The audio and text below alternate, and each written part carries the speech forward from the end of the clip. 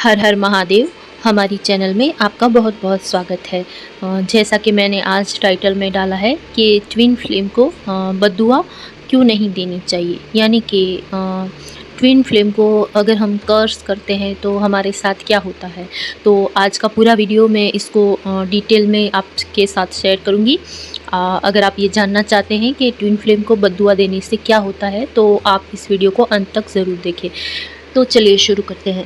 तो बद्दुआ देना मतलब कि कोई इंटेंशन नहीं होता है। बद्दुआ यानी कि हम किसी को कर्स करते हैं कि इसके साथ ये बुरा हो जाए, ये हो जाए, वो हो जाए, इस तरह से।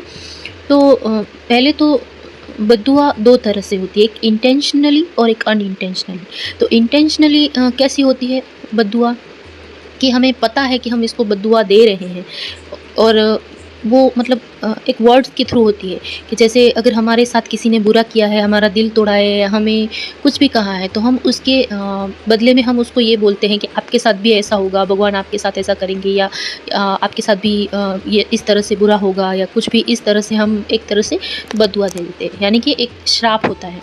आपने सुना होगा पहले के ज़माने में जो ऋषि मुनि होते थे, जो सतीव्रता स्त्रियाँ होती थी, मतलब कि जो डिवाइन फेमिनाइन होती थी, तो वो एक कहीं न कहीं जब भी, जैसे आपने सुना होगा कोई देवी होती है वो क्रोधित होती है तब वो श्राप देती है। तो ये हो गया इंटेंशनली कि उनको पता है कि उन्होंने ये श्राप दिया है तो उसका जो भी आउटकम होगा वो इस तरह से होगा। ये हो गया इंटेंशनली।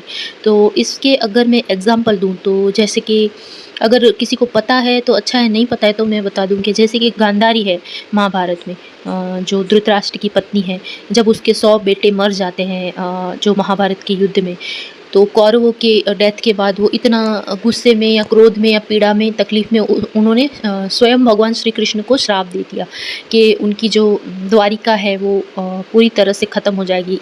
इसीलिए द्वारिका नगरी है वो पूरी तरह से पानी में चली गई, डूब गई, और जो यादव कुल है उनका भी नाश हो जाएगा। तो उस तरह से कुछ श्राप दिए।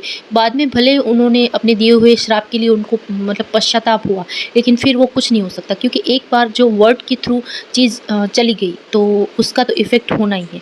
अब हम यहाँ पर बात ये करेंगे कि ये इफ़ेक्ट कब होता है।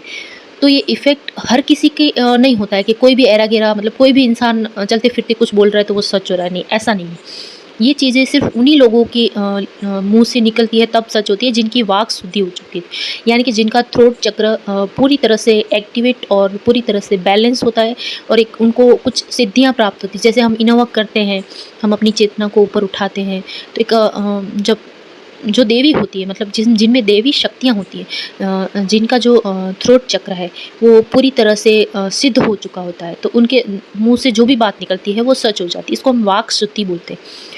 तो जो वाक सिद्धि है, ऐसे लोग जब कुछ बोलते हैं तभी वो चीज़ें सच होती हैं। तो ऐसे लोग जब अगर आशीर्वाद भी देते हैं तो भी वो सच होते हैं, और अगर ऐसे लोग श्राप देते हैं यानी कि बद्दुआ देते हैं तो भी उनका इफ़ेक्ट होता है। तो ये हो गई सारी इंटेंशनली जो बद्दुआ या श्राप बोलो, जो कर्स करना किसी को। एक एग्ज़ाम्पल मैं और देती हूँ यहाँ पर कि जब जब माता पार्वती ने भगवान शिव को रिझाने के लिए कामदेव और रति का जो उनकी जो लीलाएं हैं उनके थ्रू महादेव को प्रसन्न करने के लिए या उनको अपने वश में करने के लिए, जब रति और जो कामदेव हैं, काम के देवता, जब उनका सहारा लिया या उनकी हेल्प ली, तब जब भगवान शिव का जो तीसरा नेत्र है वो खुला था, यानी कि उनकी जो क्रोध अग्नि थी उससे कामदेव पूरी तरह से जल चुके थे। यहाँ पर अगर आप एनर्जी वाइज समझेंगे तो जब हमारी ऊर्जा एक नेगेटिव वे में भी अगर ऊपर जाती है, यानी कि एक क्रोध से, तो भी जो हमारे अंदर का काम है, यानी कि जो हमारी काम वासना है, वो भी पूरी तरह से समाप्त हो सकती है अगर आप एनर्जी वाइज समझे। तो उस वे में वहाँ पर कहानी के थ्रू बताया गया कि कामदेव को पूरी तरह से भस्म कर दिया था शिव जी ने। तब कामदेव की जो पत्नी है रति, तो वो विधवा हो चुकी थी, और वो अपनी पीड़ा में और अपने क्रोध में उन्होंने माँ पार्वती को श्राप दे दिया, क्योंकि कहीं न कहीं उनकी वजह से ऐसा हुआ। तो उन्होंने पार्वती को ये श्राप दे दिया कि वो अब कभी माँ नहीं बन पाएँगी। तो यहाँ पर मैं इस कहानी को लेकर पूरा डिटेल वीडियो बताऊँगी, बनाऊँगी, लेकिन यहाँ पर मैं शॉर्ट में आपको बस ये एग्ज़ाम्पल दे रही हूँ कि जो श्राप होता है वो इंटेंशनली किस तरह से दिया जाता है। और अब बात करेंगे अनइंटेंशनली। अनइंटेंशनली का मतलब होता है कि हमें कई बार पता ही नहीं होता है कि हम अंदर ही अंदर किसी को मतलब कर्स कर रहे हैं या श्राप दे रहे हैं या जो भी बद्दुआ दे रहे हैं। तो कुछ इस तरह से अनइंटेंशनली चीज़ें होती है, जैसे कि हमने कभी किसी का दिल दुखाया, तो वो बहुत ही दुख में है, अपनी तकलीफ़ में है, भले वो हमें अपने वर्ड्स के थ्रू कुछ भी नहीं बोल रहा, लेकिन कहीं न कहीं हम बोलते हैं ना, एक हाय लगना। आपने अक्सर सुना होगा कि इसकी हाय लग गई, उसकी हाय लग, वो हाय क्या होती है? तो हाय एक तरह से वो अनइंटेंशनली बद्दुआ, कर्स या श्राप बोल दो, वो होता है। जिसमें व्यक्ति को खुद ही नहीं पता होता है कि वो किसी को जाने-अनजाने कर्स कर रहा है। अब यहाँ पे अगर आप थोड़ा-सा डीप में समझें, तो ऐसा है, समझ लो आप किसी ने आपके बहुत सारे पैसे खा लिए। अब आप उसको वर्ड्स के थ्रू तो कुछ नहीं बोल रहे, लेकिन आप बहुत परेशान हो रहे हो, तड़प रहे हो, मतलब इस तरह से कि मेरे पैसे खा गया, ये है, वो है, अपने अंदर बहुत गुस्सा है। आप वर्ड्स के थ्रू भले कुछ नहीं बोल रहे, लेकिन अंदर ही अंदर आपकी जो सोल है, आपका जो डीप सबकॉन्शियस माइंड है, वहाँ पर आपको ऐसा लग रहा है कि मतलब भगवान इसके साथ भी कुछ ऐसा करे तब इसको समझ में आएगा। तो ये कहीं न कहीं जाने-अनजाने उसको बद्दुआ हो गई या उसको कर्स लग गया। तो ये होता है अनइंटेंशनली। तो ये भी असर करता है। अगर आप एक मतलब आपने अगर वाक सिद्धि पा ली, यानी कि अगर आपके फीलिंग, आपके इमोशन और आपके वाइब्रेशन हाई है उस टाइम पे, तो डेफ़िनेटली वो कर्स या जो बद्दुआ है, वो श्राप है, वो लगता ही लगता है, चाहे वो इंटेंशनली हो, चाहे अनइंटेंशनली। अब यहाँ पर बात करेंगे कि ट्विन फ्लेम को बद्दुआ देने से क्या होता है। एक्चुअली में अगर आप देखें तो किसी को भी, अगर मेल हो, फीमेल हो या कोई भी हो, आपके मम्मी पापा, भाई बहन, अड़ोस पड़ोस या कोई भी ऐसे आपके जॉब एरिया में या कोई भी दुनिया में किसी भी इंसान को अगर आप कर्ज करते हैं और बद्दुआ देते हैं, तो कहीं ना कहीं आप अपना ही नुकसान करते हैं। क्योंकि किसी को भी बद्दुआ देने के बाद आपको तकलीफ तो आपको ही होनी है। पर यहाँ पर हमारा जो वीडियो का टॉपिक है वो ये है कि ट्विन फ्लेम को बद्दुआ देने से क्या होता है। तो ये बद्दुआ अब आप चाहे मुँह से क्योंकि हमारा ट्विन फ्लेम ही हमें सबसे ज़्यादा ट्रिगर करता है, सबसे ज़्यादा रुलाता है, सबसे ज़्यादा दुःख हमारा ट्विन फ्लेम ही देता है। कभी वो आपको मतलब इग्नोर करके, या कभी आपके साथ कुछ ऐसी हरकत करी होगी, या आपको ब्लॉक कर दिया होगा, या कुछ भी इस तरह, या अपनी थर्ड पार्टी में चले गए होंगे, या कुछ भी ऐसा जिसकी वजह से आपको आपके मतलब इतना सोल लेवल पे आपका हार्ट ब्रेक हुआ है। तो वहाँ पर आपका जो क्रोध है, आपकी जो अंदर की जो सैडनेस है, या कहीं न कहीं आपका जो दिल टूटना होता है, जो वो कहीं न कहीं टूटे दिल से आप अगर कई बार वर्ड्स के थ्रू भी बोल देते हैं कि मेरे साथ ऐसा किया है, भगवान इसको भी इस तरह से करे, इसके साथ भी ऐसा-ऐसा बुरा हो। या फिर अनइंटेंशनली आप रोते हैं, चीखते हैं, बिलखते हैं, और कहीं न कहीं अगर ईश्वर से प्रे करते हैं कि जो मेरे साथ हुआ वो इसके साथ भी हो जाए, या फिर जो मुझे इतनी तकलीफ़ हुई है, एक दिन उसको भी अगर ऐसी तकलीफ़ होगी तब उसे पता पड़ेगा। कुछ इस तरह का जो थॉट प्रोसेस है, इससे कहीं न कहीं आप जाने-अनजाने अपनी ट्विन को कर्स कर देते हैं, यानी कि उसको श्राप दे देते हैं। तो उससे क्या होता है, आपका ट्विन क्या है वो है तो आपका मिरर, यानी कि आपका अदर काउंटर पार्ट है, आपका ही वो अंश है, मतलब आपका ही एक आधा भाग है। तो आप जाने अनजाने में क्या कर रहे हैं, आपके अपने आधे भाग को ही आप श्राप दे रहे हैं, यानी कि आप खुद को ही कर्ज कर रहे हैं, खुद को ही श्राप दे रहे हैं, और खुद को ही एक तरह से जाने अनजाने में आप बद्दुआ देते हैं। अब इससे क्या होगा, भले आपको ये मैं इसीलिए समझा रही हूँ कि भले हमारे बस में नहीं है, लेकिन अगर आपने ये वीडियो सुन रखा होगा, तो जो हो चुका उसका तो हम कुछ नहीं कर सकते, लेकिन अगर कभी आगे लाइफ में कभी भी ऐसा कोई मोमेंट आया, तो मैं यहाँ पर आप सबको रिक्वेस्ट करती हूँ कि प्लीज़ एक बार आप इस बारे में ज़रूर सोचिएगा। इंटेंशनली या अनइंटेंशनली आप प्लीज़ इसको ध्यान में रखिएगा कि कभी भी अपनी ट्विन फ्लेम के बारे में बुरा मत सोचिएगा। मैं जानती हूँ कि ये बहुत मुश्किल है, जब आपका हार्ट ब्रेक हुआ होता है, जब आपको सोल शॉक लगता है, या जब आपका ट्विन आपको ट्रिगर करता है, तब ये बहुत मुश्किल है, लेकिन आप प्रयास ज़रूर करें। गलती से भी अपने ट्विन को कर्ज ना करें, उनको बद्दुआएं ना दें। बाकी तो आप ईश्वर पे छोड़े, सब सरेंडर करें। अब हम बात करेंगे कि जब ट्विन को हम कर्ज करते हैं तो हमारे साथ किस तरह से बुरा होता है। तो मैं यहाँ पर एक छोटा सा आपको एग्जांपल दे रही हूँ कि समझ लो कि आपका ट्विन थर्ड पार्टी में चला गया, यानी कि थर्ड पार्टी कोई लड़की है, तो आपको वहाँ पर इतना ट्रिगर मिला, आपको इतनी जेलेसी हुई, आपको इतना गुस्सा आया, आप इतने अपने गुस्से में इतने पागल हो गए कि आपने कई बार बोल के या फिर ना बोलकर भी मन ही मन ये सोचा कि ये थर्ड पार्टी में चला गया है, तो मतलब इसकी जो थर्ड पार्टी, चाहे कोई भी हो, मतलब थर्ड पार्टी यहाँ पर कोई भी हो सकती है, लेकिन मैं यहाँ एक लड़की का एग्जाम्पल दे रही हूँ। तो आप इस तरह से बोल देंगे कि ये लड़की इसकी जो है वो मर जाए, थर्ड पार्टी जो मर जाए, इस तरह से अगर आप समझ लो बोल देंगे, तो क्या होगा कि उसके साथ कहीं न कहीं आपके ट्विन का कर्मा तो है। जब तक वो कर्मा क्लियर नहीं होगा, तब तक तो आप दोनों का यूनियन नहीं हो रीयूनियन नहीं हो सकता।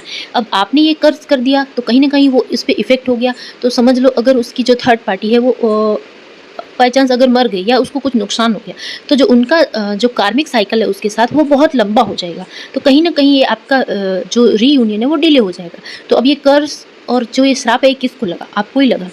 अब एक और एग्ज़ाम्पल से मैं आपको समझाती हूँ। मैंने जो पोस्टर में जो डाला है, वो एक पाकिस्तान का एक सीरियल है, ड्रामा है जो बहुत फ़ेमस हुआ था।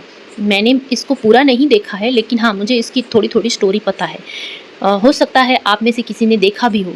तो मैं यहाँ पर जो मेरे वीडियो का टॉपिक है उसको आपको इस माध्यम से अच्छे से समझाना चाहती हूँ कि इसमें स्टोरी ये है कि लड़का है, वो जो लड़की है उसको मज़ाक-मज़ाक में मतलब लड़की की तरफ से मज़ाक होता है, लड़का सच में समझ लेता है कि लड़की उससे प्यार करती है। तो थोड़ा बहुत मज़ाक करने के बाद जब लड़का बहुत सीरियस हो गया कि उसको उससे प्यार हो गया, उसने प्रपोज़ भी किया, लेकिन लड़की ने ये कहकर ईगो में मना कर दिया।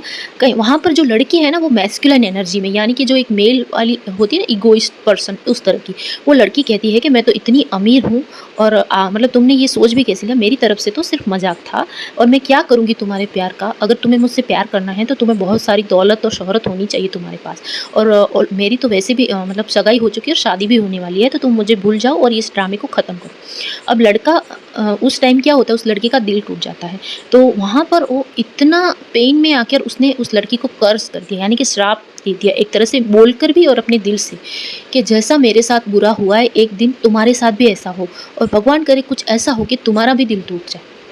अब उसने तो उस टाइम ये कर्ज कर दिया। उसके बाद धीरे धीरे धीरे उस लड़के के जो उस लड़के का गुस्सा शांत हुआ। वो जैसे हमारे जो प्रेम के जो अलग अलग स्तर होते हैं, उस यात्रा में वो आगे बढ़ा। जैसे कि जैसे जैसे वो इस यात्रा में आगे बढ़ा, उसके वाइब्रेशन हाई होते गए, यानी कि उसका जो लव है वो प्योर होता गया, प्योर होता गया। तब धीरे धीरे वो लड़का पूरी तरह से एक होता है ना, एक लास्ट स्टेज होता है जो प्रेम लव का, उस तक आ गया। यानी कि उसने अपना पूरा जीवन उस लड़की को समर्पित करते हुए एक मस्जिद में जाके बैठ गया कि नहीं, मतलब मुझे चाहिए तो यही चाहिए, वरना कुछ नहीं चाहिए, इस तरह से।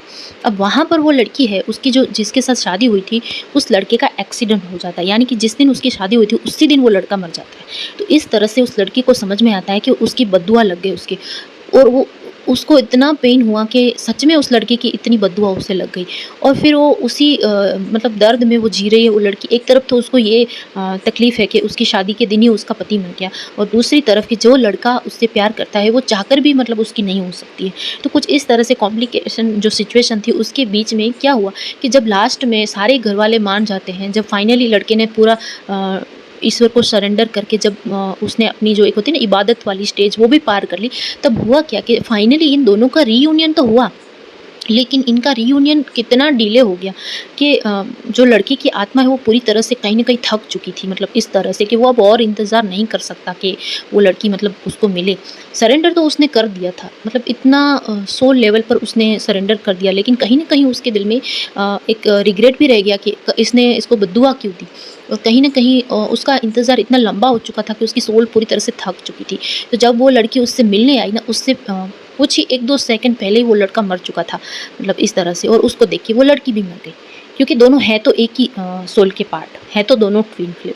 तो यहाँ पर मैं ये बताना चाह रही हूँ कि एक बद्दुआ, एक छोटी-सी कर्स आपकी पूरी जर्नी को मतलब बर्बाद कर सकती है, यानी कि ख़त्म कर सकती है। मैं यहाँ पर किसी स्टोरी को जज नहीं कर रही हूँ, ये नहीं कह रही कि कुछ और स्टोरी हो सकती है। मैं इस छोटी-सी स्टोरी के माध्यम से आपको बस थोड़ा-सा समझाना चाह रही हूँ कि अगर वहाँ पर जो ये कर्स वाला सिचुएशन नहीं होता, तो शायद स्टोरी कुछ और होती। चलो, वहाँ पर मैं ये नहीं कह रही कि हो सकता है कि कर्स कर दिया हो, लेकिन कहीं न कहीं कुछ तो कमी रह गई, जिसकी वजह से स्टोरी का एंड ये हुआ। तो अब मैं ये भी कहना चाह रही हूँ कि यहाँ पर स्टोरी का एंड नहीं हुआ, भले ये ड्रामे में पूरा एंड हो चुका स्टोरी का, लेकिन अगर आप इसको रियल लाइफ से देखेंगे तो कहीं न कहीं दोनों के अंदर एक दूसरे से रीयूनियन होने की डिज़ायर तो थी, तो दोनों कहीं न कहीं एक डिज़ायर लेकर मरे हैं।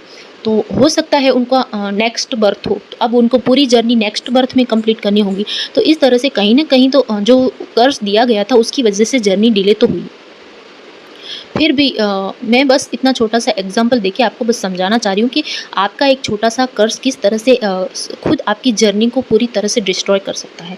तो मैं बस इतना कहना चाहती हूँ कि कभी भी लाइफ़ में आपको ऐसा मोमेंट आए आपके ट्विन के साथ, मैं तो कहती हूँ किसी के भी साथ था, लेकिन ख़ास करके जब भी आपके ट्विन के साथ भले ही कितनी लड़ाइयाँ हो आपके ट्विन के साथ, भले आपको कितने ही दुःख हो, आपकी लाइफ कितनी ही मतलब एक तरह से होता है ना, कितना ही वो आपको ट्रिगर दे या सोल शॉक दे, जो भी हो, लेकिन कभी भी भूल कर भी अपने ट्विन को इंटेंशनली अनइंटेंशनली कभी भी कर्स मत करें, कभी भी बद्दुआ मत दें। बस इस वीडियो के माध्यम से मैं बस आपको इतना समझाना चाह रही थी, अगर आप अपने ट्विन को बद्दुआ देते हैं तो प्लीज़ 10 बार सोच लीजिए।